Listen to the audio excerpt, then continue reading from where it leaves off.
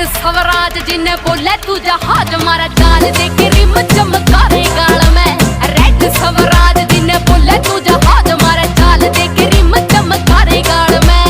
चाल देख रिम चमकारे गाल में। ओ बेटी देख पूरी साथ बापू ने कढ़ाया रानी मॉडिफाई करे पूरा 1.5 लाख लाया रानी। सूटा की चमक भी न कम पतलो तेरे सूटा की चमक भी न कम पतलो नाग दुल्फा के मुखड़े पलड़े आने।